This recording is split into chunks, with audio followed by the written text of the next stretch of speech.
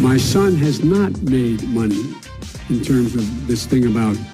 I almost lost my wife, my 67 Corvette.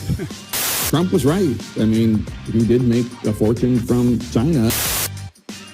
Wow, CNN admitting Donald Trump was right when Joe Biden clearly said that Hunter Biden did not make any money from China. Also, the president visits Hawaii.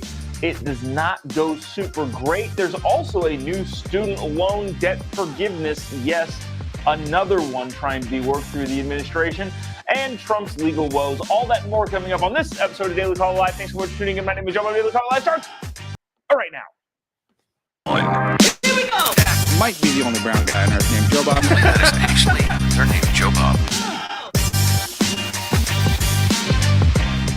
Live from the dingy bunker that is completely cut off from the outside world, except for you fine folks. My name is Jobob. This is Daily Caller Live. Thanks so much for tuning in on today. It is Tuesday, August 22nd, the year of our Lord 2023. A lot of stuff going on, a lot of stuff to catch you up on. A lot of stuff about Joe Biden, because there's stuff that came out over the weekend that we didn't get to yesterday because of the Kamala Harris thing. And we also wanted to, I don't know, I feel like Joe Biden and Donald Trump are at the center of all the news stories. Donald Trump because he's good at creating attention, because that's kind of his thing. And then Joe Biden just because he's a bumbling dude who's just so out of the loop. That clip was wrong, or the Chiron was wrong there because, again, I'm bad at this. And I think probably twice a week I forget to edit the Chirons on there. It's not thugs in Los Angeles. It's Joe Biden in Hawaii. Yesterday, the president visited Hawaii to survey the damage done by the Maui fires. It did not go great. And it didn't go great for a couple different reasons. And just FYI, there are varying degrees of coverage for shows like this and then other shows that are out there. I would like to lay this out just from a fairness perspective. If a Republican president or Donald Trump or a Republican, just conservative in general, went to the site of a terrible fire and did this, I would also not be cool with it. Now, if I were asking myself, honestly, would we play it on this show? I don't know. But I would say that doing this in general is read the room, dude. Yesterday, Joe Biden gave a couple different remarks, one kind of an official one from the podium, and then this from some sort of, I don't know, gathering in which he talks about a situation where, well, let me just play this clip and we will discuss on the other side. If you remember, Joe Biden has claimed, I think in 2004, that he almost lost his house to an electrical fire in the kitchen. And he is telling that story in Maui beside of a horrible fire. Again, read the room, dude. Check this out. I don't want to compare difficulties, but we have a little sense, Jill and I, what it's like to lose a home. Years ago, now 15 years ago, I was in Washington doing Meet the Press. It was a sunny Sunday, and lightning struck at home on a little lake that's outside of our home, not a lake, a big pond, and hit a wire and came up underneath our home into the heating ducts, the air conditioning duct. To make a long story short, I almost lost my wife, my 67 Corvette, and my cat. But all kidding aside, I watched the firefighters, the way they responded. You know, there's an old expression. I grew up right across the street from a fire hall in Claymont, Delaware. And Again, that Chiron is wrong, so I'll skip that part there. It has been debunked several times that Joe Biden did not almost lose his house. This is kind of like the traveled 1,000,000 miles on Amtrak, which he might have, but he said, what did he something about Angelo Negri, the Amtrak conductor. Joe Biden tells some story about him that is constantly being scrutinized by the media in a way that they're just basically saying this isn't true at this point. Yet he continues to tell the story. This is one of those situations. Joe Biden in 2004 did not almost lose his house to a house fire. Somebody did a deep dive on it, and I want to say it was the Washington Post, but bottom line is it was a small electrical, I don't even know if they can constitute it as a fire. But bottom line, wasn't a big deal. Then to go and visit and survey the damage on Maui and Hawaii, and bring up that story that's been proven to be false, that he didn't almost lose his house. And then, again, I want to say that this is just not reading the room appropriately for any candidate, Republican, Democrat, whatever. But dude, read the room, man. Says, I almost lost my 67 Corvette, which would also mean the house probably burnt down, including the garage, which was hiding all of those documents that he also had sitting in his garage next to his Corvette. But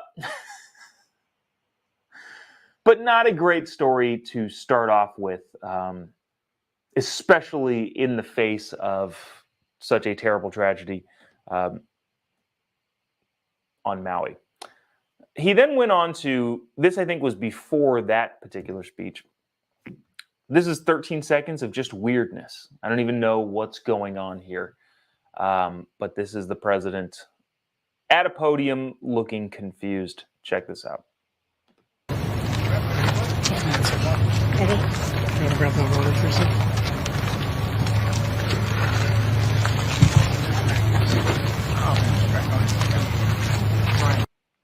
I don't know if that video is choppy What do you on tell your people? end, but it was on this end, so it's I don't know. I don't know if you got to see the full confused kind of old guy wander look. That was that clip has been making the rounds on the media, social media, for a while, for the last couple hours. But anyways, bottom line, not a great trip for the president. And what's worse is the person kind of in charge of heading up the efforts in Maui is this guy. If you don't recognize the bald dude, his name is Alejandro Mayorkas. He is the department secretary for the Homeland Security Department. The guy who's been on the news constantly getting badgered about the border. I just wanted to play this clip. This is from MSNBC talking about the response in Hawaii.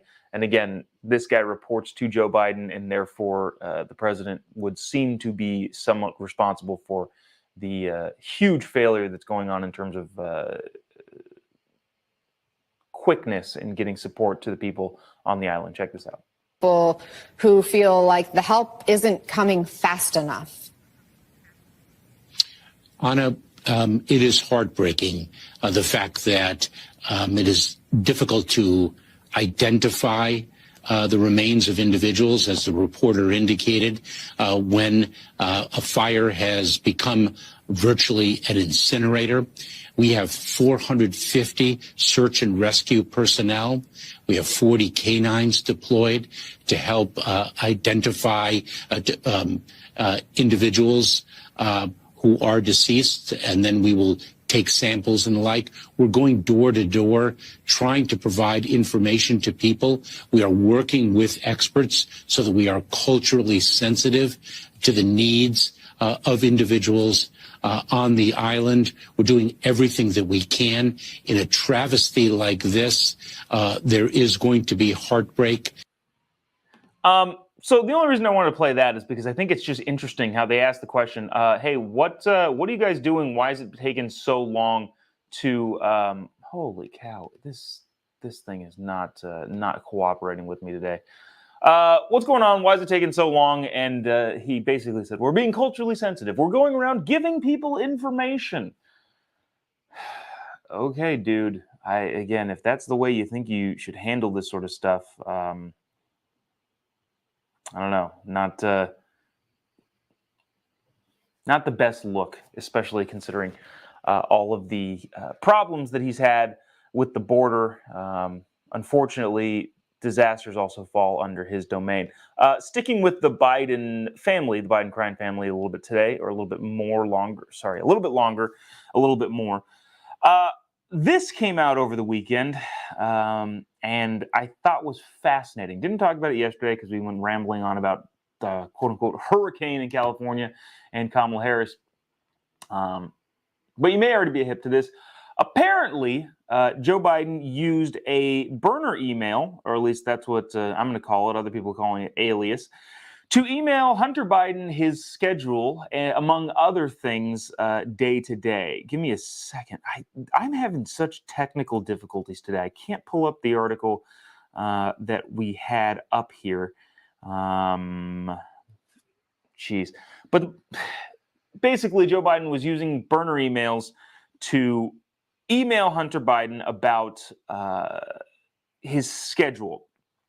This is from the Federalist. Last week, the House Oversight Committee asked the National Archives for unredacted communications involving 3 pseudonyms Joe Biden apparently used during his vice presidency. Robert Peters, Robin Ware, and J.R.B. Ware. Kind of interesting. His middle name is Robinette, I believe. So he's using his own middle name in burner emails / pseudonyms while he was the vice president. What was Donald Trump's publicist's name? In the, I think, late 2000s, early 2000s, Donald Trump would call into, media magazines trying to book himself. It was like John. It'll come to me. Somebody in the comment section, let me know what was the character that Donald Trump made up to as his own publicist. But Joe Biden apparently is not dissimilar from that.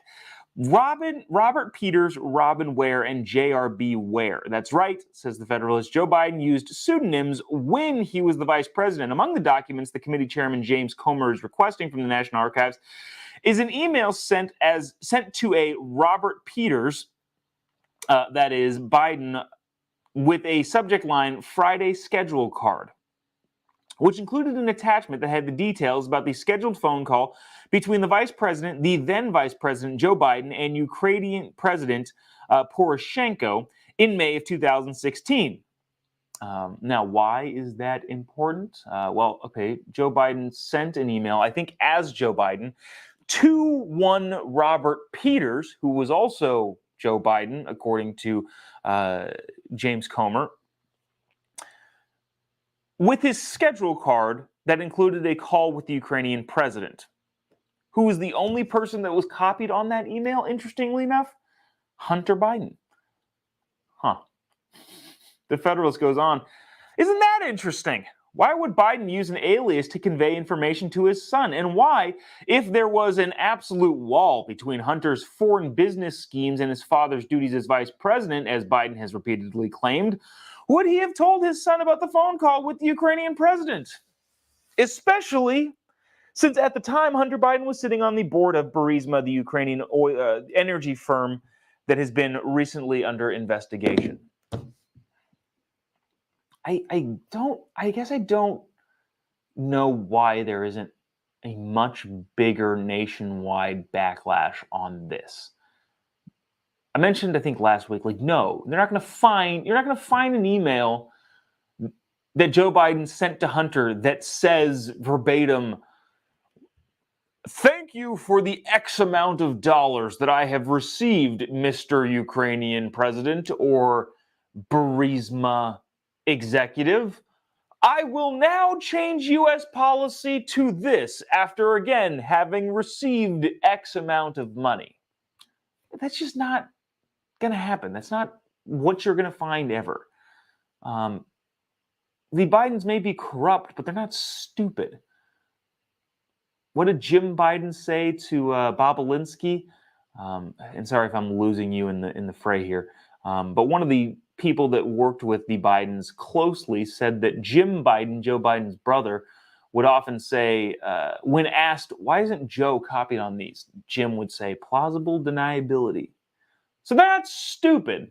But at the same time, there are so many things swirling around of circumstance that it would appear to be that you have to be either ideologically blinded or soft-headed to not see a glaring link between the president and his son. Again, Joe Biden sent an email to Hunter and sent an email to, what was it, Robert Peters, of his schedule when he had a phone call with the Ukrainian president while Hunter was on the board of the Ukrainian oil company or energy company, and just so happened to copy Hunter. I don't know why, for some just random reason. What a wild, wild time. Now, also over the weekend, I thought it was fascinating.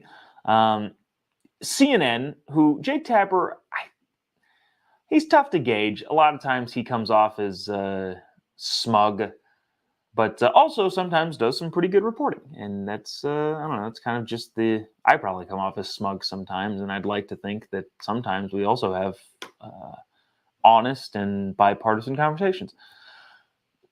But Jake Tapper on CNN said something that I didn't think you would hear on CNN. Basically, that Trump was right when accusing Joe Biden of his son Hunter taking money from Chinese investment companies. I want you to watch this clip from CNN over the weekend, and I don't even know if we need to discuss it on the other side. Maybe we can move on to the student loan stuff. But this was fascinating, being uttered on CNN over the weekend. Check it out. And Kristen, Glenn Kessler from the Washington Post had a fact check about Joe Biden from earlier this month, noting that Hunter Biden admitted in court in July that he was in fact paid substantial sums from Chinese companies. Kessler wrote, Hunter Biden reported nearly $2.4 million in income in 2017 and $2.2 million in income in 2018, most of which came from Chinese or Ukrainian interests. But this directly goes against what Joe Biden said in the debate in 2020 with Donald Trump. Take a listen.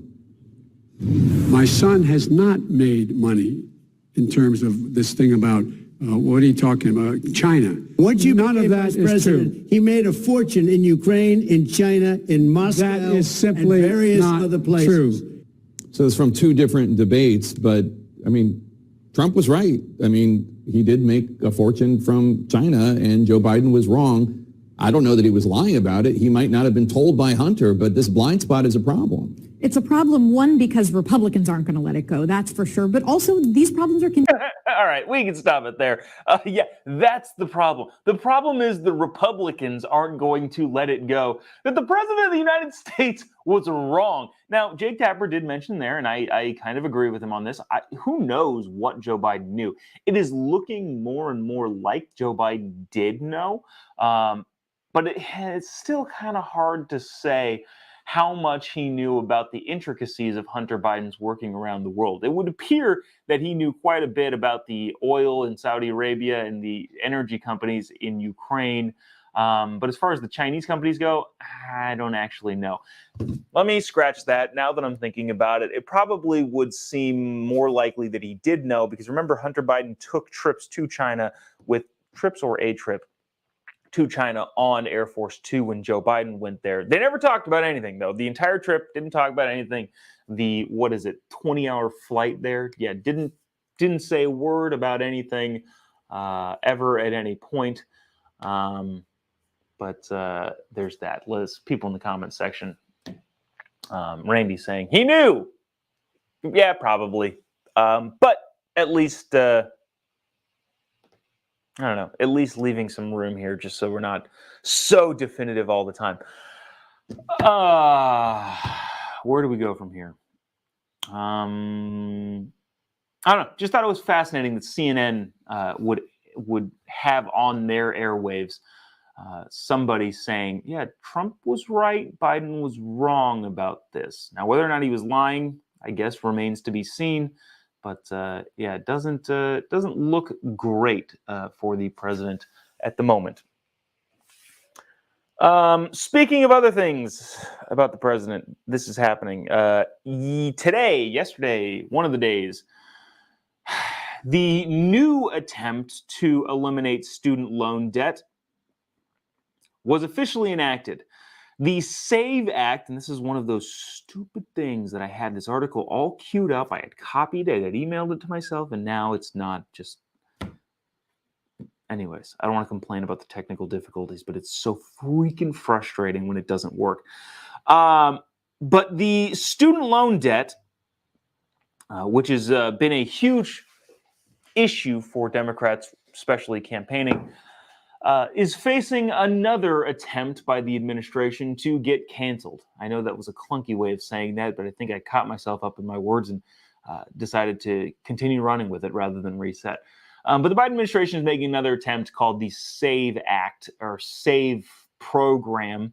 And basically what it is, since I don't have the article in front of me anymore, if you have missed a certain amount of payments, or if you make less than $32,000 a year, the Biden administration will put you into a category that allows you to skip even more payments and then hopefully have your debt effectively restructured. That, I think, is what the ultimate thing here is. So, in case you're not hip to this, the student loans that were taken out haven't been paid for 3 years. They are going to start reaccruing interest September, I believe. September 1st is when the student loans that students had taken out, September 1st starts reaccruing interest. The payments start October. And so those student loan debts that haven't been paid for 3 years, hopefully people have paid them hopefully people didn't stop paying them. But if you're in the very unfortunate situation in which you stopped paying your student loans altogether, those restart in October. Now, another thing, I guess, I don't know what the specifics are, but the article that I was reading said that no financial ramifications will be met for an entire year. So I think you can go without payments for a year and not have any dings to your credit. But that in lies the problem with the new Biden quote-unquote SAVE plan. I forget what the acronym is. It's a goofy, dumb acronym that they wanted to spell out SAVE, so they found words that made the acronym make sense. But this is the main thing. I think the big hooker there that I thought should be talked about. The act that the Biden administration is looking for now, after having previously been denied for blanket student loan, quote-unquote, cancellation by the Supreme Court, is basically if you can't make payments or don't make payments, because a lot of people are not making payments because they think they're eventually going to get bailed out, you're going to get put into this quote-unquote SAVE program. And again, if you make less than $32,000 a year, $64,000 a year as a household, or family of 4, I believe, or miss payments routinely, you'll go into this payment plan thing. Now, Biden thinks that he can subsidize those particular payments. Rather than writing a blank check to a bunch of pretty much everybody, you have to actually qualify for this quote-unquote program. Now, can they do this? We don't actually know. There's obviously legal ramifications working its way through the courts. My guess would be no, that they can't do this. But I think the big thing that's being missed here is that unlike the blanket coverage of student loan debt forgiveness that the Supreme Court shot down just a couple months ago, this particular thing requires somebody to start missing payments. Now, what that means, I feel like, is more significant than the actual payments themselves. What I'm saying is that nobody is talking about the massive and substantial hits to an individual, especially a young person's credit, if they stop paying back the loan debt that they've taken out to go to college. So in other words, yes, I guess if it is legal what they're doing, the administration, which I don't think it is, and it remains to be seen. If it is legal, you have to qualify, and the way that you qualify is either not making enough money or skipping payments and missing payments. And if you do those two things, there is going to be a long period in which your credit is going to take a hit. Now, what does that mean for people whose credits take hits? Well, obviously, you can't purchase a home. Now, granted, if you're in the situation where you're missing student loan debt payments or you make less than $32,000 a year, you're probably not in a great financial state to buy a home. But it's not just homes that people buy on credit. What about a car to get to the job that you hopefully have? What about, even cell phone plans and cell phone bills? There's so many things that involve your credit that could make it more difficult for you to just live life in general, that if your credit score is bad, it'll just make it harder. And I think the big entire thing that every single article I read on this is missing is, I guess in theory, people can look at this as a positive, especially a win if you're on the side of canceling student debt. But at the end of the day, in this particular instance, it's going to take a huge hit to people's credit, which is going to have ramifications for their everyday life and for their future. And so the question would be, is it worth it? Is the hit that the kids are going to take to their credit by not paying their student loan debt and then therefore getting enrolled in this plan going to be worth the several $1,000s of subsidized money that could stop if the courts say, yeah, you can't do this again? That's the question of what's going on here with this particular student loan debt new plan put out by the Biden administration.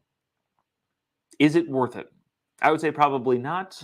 Do everything you can to pay off your debts. Make sure you have a solid credit score if you can, if you feel like you need to have a solid credit score. And continue on. I don't feel like talking about the Trump stuff. To be honest, I'm tired out on that whole thing. Trump's bail was set at $200,000. It's just so you know. There's some other legal wranglings with Mark Meadows and several of the witnesses that are also defendants, which maybe we can talk about that later. But I don't know, not feeling it. We'll just save that for another time.